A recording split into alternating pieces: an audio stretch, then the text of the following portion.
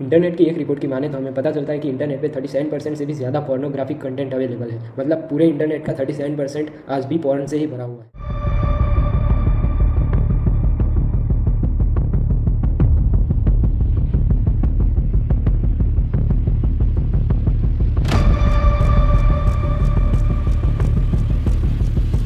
हाँ दोस्तों, आज की इस वीडियो में हम बात करने वाले हैं कि इंटरनेट पे कैसे पॉर्न सेल किया। आज की डेट में ये इतना फैला है, उससे पहले हम बात करेंगे कि ये पहले इनिशियली बनाया किसने और ये कैसा बनना शुरू हुआ था। ये स्टोरी शुरू होती है 1969 में, जब पहली ब्लू फिल्म या जिसे पॉर्न फिल्म कहा जाता था उस फिल्म को बनाया गया। वो फिल्म का नाम ब्लू था, इसलिए बाद में पॉर्न फिल्म को ब्लू फिल्म से ज़्यादा जानने लगा गया। ये फिल्म को सबसे पहले बनाया था एंडी वॉरहोल ने, और उसके बाद 1969 से लेकर 1984 तक गोल्डन पीरियड ऑफ पोर्नोग्राफी नाम से इस पीरियड को कहा जाने लगा, क्योंकि उस टाइम पे काफ़ी सारी मैगजीन्स और काफ़ी सारी सीडीज़ और डीवीडीज़ इसके बाद बनने लग गई और ये इंडस्ट्री बहुत ज़्यादा बड़ी होने लग गई उस टाइम का पीरियड तक। जब भी कोई पॉर्न फिल्म बनती तो उनके लिए एक अलग थिएटर्स बनाए गए थे जहाँ पे ये डिस्प्ले की जाती है और काफ़ी सारे लोग मिल के देखते थे इसे। ये एक बड़ा फन फैक्ट है कि काफ़ी सारे लोग मिल के एक ऐसी फिल्म एक साथ देखते थे, और उसके बाद ऐसे कंटेंट के व्यूअर्स और भी ज़्यादा बढ़ गए थे और भी ज़्यादा एक्सेसिबिलिटी मिल गई थी लोगों को इस चीज़ की। मगर 1989 के बाद सबसे बड़ा गोल्डन पीरियड कह सकते थे इस इंडस्ट्री का शुरू हुआ, क्योंकि उसके बाद इंटरनेट और वर्ल्ड वाइड वेब लॉन्च हो चुका था इसलिए।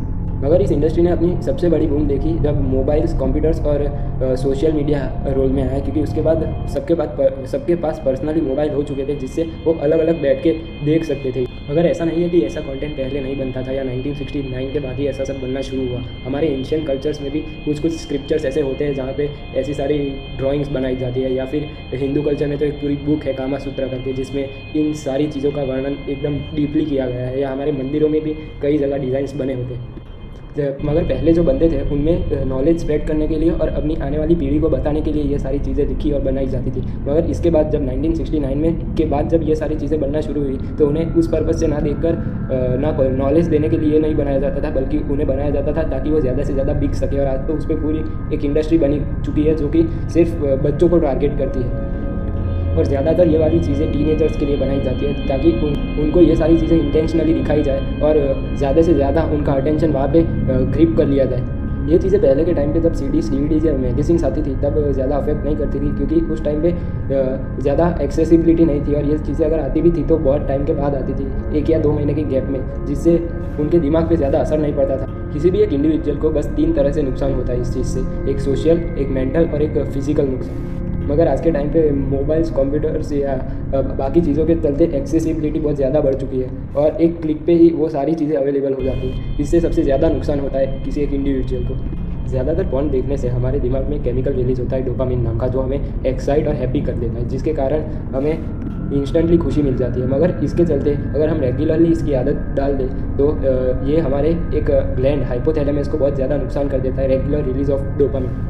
अब जो लोग ज़्यादातर पॉर्न देखते हैं उन्हें एक आदत तो लगी गई होती है मैस्टरबेशन की, जिसके कारण उन्हें हमेशा ही लैक ऑफ एनर्जी और फैटिक फील होता है जिस दिन भी वो पॉर्न देखते हैं उस दिन, क्योंकि उनके अंदर की सारी एनर्जी ही चली जाती है उसके बाद, और वो पूरा दिन आलस में। अब इससे एक नुकसान ये भी होता है कि हमारे दिमाग की क्षमता होती है कॉन्सेंट्रेट और फोकस करने की, वो भी दिन प्रतिदिन कम होती रहती है, और उसके साथ साथ और उससे हमारा दिमाग एक तरह से वायलेंट बनना शुरू हो जाता है, जिससे कि हम फोकस भी नहीं कर पाते अपने किसी भी काम पे और भी ज़्यादा वो एडिक्शन में घुसते रहते हैं। डॉक्टर्स की एक रिपोर्ट की माने तो हमें पता चलता है कि एक पॉर्न एडिक्ट और एक ड्रग एडिक्ट दोनों का दिमाग एक तरह से ही नुकसान होता है, क्योंकि दोनों का दिमाग में एक डोपामिन जो केमिकल होता है उसी का ज़्यादा से ज़्यादा सिक्रीशन होता रहता है, जिसके कारण उनके हाइपोथैलेमस ग्लैंड्स बहुत ज़्यादा डैमेज हो जाते हैं।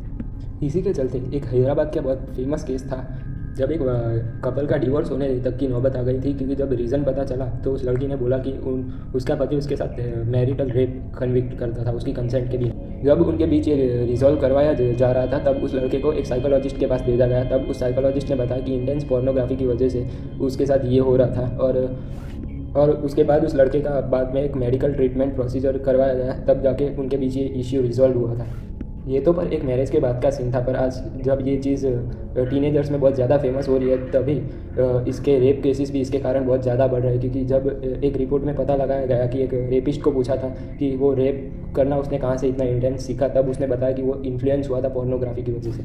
जब पॉर्न स्टार्स जो पॉर्न फिल्म्स में एक्टिंग करते हैं उनको पूछा गया कि ये पॉर्न ऐसा क्यों बनाया जाता है, तब इतने ज़्यादा भयानक और इंटेंस रीजंस मिले इसके पीछे के।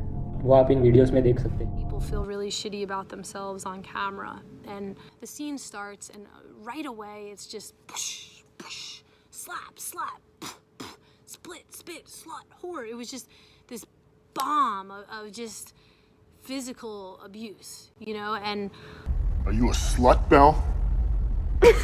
We'll see about that. How old are you? What do you do, slut? I'm 18 and I go to college. What are you doing at facial assault?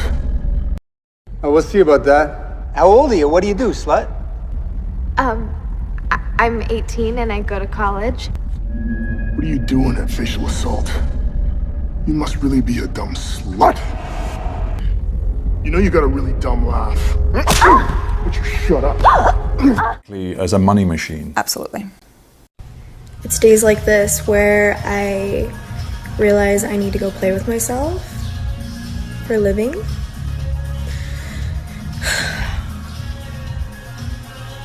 I just ate and tired. And then I think to myself,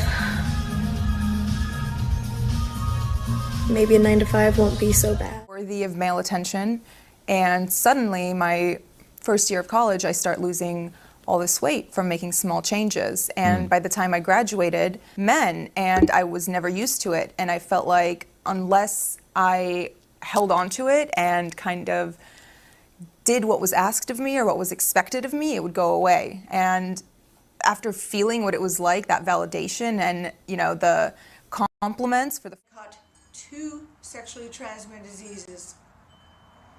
One of those diseases was HPV, human papillomavirus, which I had never heard of.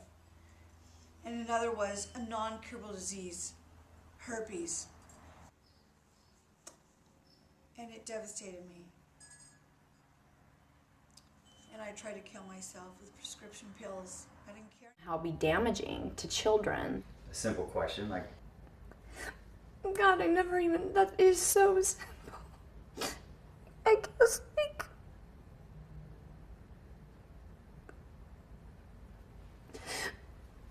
I would,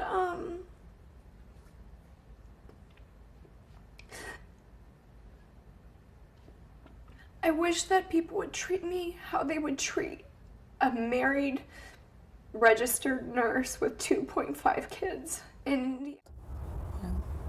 But the first time I've ever said it out loud was on that track, Father's Field. Women and men that are raped do. And I think with me that being raped and it really, really, really messed me up. Post-traumatic stress that is in you from this experience. Yes, and I think it kicks in mostly when I go out in public, because the stares I get, I feel like people can see through my clothes, and it brings me deep shame. It makes me feel like, it was the single... A lot of drug abuse. I myself was hooked on heroin and various different kinds of pills, cocaine, and for a short period of time, crystal meth. Were you doing that to numb yourself, or were you doing that to get through the scenes? Why were you so involved in drug use? Yeah, I mean, it started because I was about 105 pounds, and a director told me that I was fat and that I needed to lose weight. So I started using cocaine, and it was just like this instant rush, and it actually helped me get through the porn scenes. अभी आपने कुछ reason सुने होंगे कि porn कितना dangerously बनाया जाता है। उसी की तरह सबसे बड़ा इश्यू जो इस इंडस्ट्री की वजह से होता है वो है ह्यूमन ट्रैफिकिंग। और इसी ह्यूमन ट्रैफिकिंग का एक पार्ट था सेक्स ट्रैफिकिंग, जिसके लिए इंडिया को एक हॉटस्पॉट कंसिडर किया जाता है, क्योंकि मेजरली ह्यूमन ट्रैफिकिंग इंडिया से ही की जाती है। इस ह्यूमन ट्रैफिकिंग का एक सिंपल सा ही कॉन्सेप्ट होता है कि जब पॉर्न स्टार जो एक्चुअल होती है वो कुछ इंटेंस थिंग्स नहीं करती या उनके लिए वो राज़ी नहीं होती, तब ऐसी ट्रैफिक लड़कियों को पकड़ा जाता है और उनके ड्रग एडिक्ट करके ऐसे सारे इंटेंस थिंग्स करवाए जाते हैं। ऐसी एक जापान की स्टोरी सामने आई थी, जब एक जापान की पॉर्न स्टार ने बाहर आके अपना न्यूज़पेपर में एक इंटरव्यू छपवाया था। जैसे कि हमें पता है कि जापान में पोर्नोग्राफी बैन नहीं है और वहाँ पे पॉर्न वीडियोस बनाए जा सकते हैं। इसी मामले में ये एक बड़ा केस सामने आया था जापान की गवर्नमेंट के सामने, जिसके बाद उस एक्ट पे एक नए कानून और नए रूल्स जो ज़्यादा स्ट्रिक्ट कर दिए गए थे। वो स्टोरी कुछ इस प्रकार की थी कि वहाँ की एक बहुत फेमस पॉर्न स्टार थी माइको। उसने इंटरव्यू दिया कि जब उसके पास ये इंडस्ट्री में आने से पहले जॉब नहीं हुआ करती थी, तब उसने एक एडवर्टीजमेंट लिखी थी इंटरनेट पे, जिसमें ये मेंशन था कि उन्हें न्यूड फोटोग्राफी करनी है एक प्रोडक्शन कंपनी के लिए और उसके बदले उन्हें कुछ चार्जेस पे कर दिए जाएंगे। जब उस कॉन्ट्रैक्ट पे उसने साइन किया तब उसने वो ठीक से पढ़ा नहीं था और उसके बाद वो अपने काम में सक्सेसफुल होती रही। वैसे ही वो कंपनी, वो प्रोडक्शन हाउस उसे फोर्स करने लग गया पॉर्न वीडियोस बनाने के लिए, और अगर वो मना कर देती तो उसके फ़ोटोज़ उसके पेरेंट्स को दिखा देने की धमकी दे रही थी वो प्रोडक्शन कंपनी। अब धीरे धीरे उसे इतना टॉर्चर करने लग गए वो लोग कि उसे बहुत ज़्यादा इंटेंस सीन्स करवाने लग गए थे जो कि नॉर्मल पॉर्न स्टार्स नहीं करती, और उसे बहुत ज़्यादा ड्रग्स के नशे में रखा जाता जिससे उसे महसूस ना हो, और उसके काफ़ी सारे इंटरनल ऑर्गन्स भी डैमेज हो गए थे इसकी वजह से। और उसे काफ़ी बार ऐसा भी फोर्स किया गया था कि उसे 50 मर्दों के साथ सोना पड़ेगा एक वीडियो रिकॉर्ड करने के लिए, जिसकी वजह से उसे बहुत ज़्यादा हैवी अल्कोहल के नशे में जाना पड़ा और ड्रग एडिक्ट होना पड़ा था। और उसे ये भी धमकी दी गई थी कि अगर वो अपनी प्लास्टिक सर्जरी करवा के ठीक से नहीं दिख रही कैमरा पे तो उसे मार भी दिया जाएगा। उसके बाद फिर उसे फोर्स करके प्लास्टिक सर्जरी भी करवाई गई उसकी, और जब ये इंटरव्यू सामने आया तो उस प्रोडक्शन कंपनी को जापान की पुलिस के द्वारा पकड़ लिया गया था। मगर उसने कहा था कि ऐसे और भी कई ज़्यादा केस थे, ऐसी कई ज़्यादा लड़कियां थी जिन्होंने अपनी स्टोरी ऐसे बताई नहीं और उनके साथ उन्हें मार दिया गया। अब अगर आप इस वीडियो के यहाँ एंड तक आ चुके हैं तो आपको इतना तो समझ आ ही गया होगा कि पॉर्न देखना कितना नुकसानदायक हो सकता है। अगर फिर भी समझ नहीं आया तो आप ये अगली क्लिप देखिए। तब तक के लिए।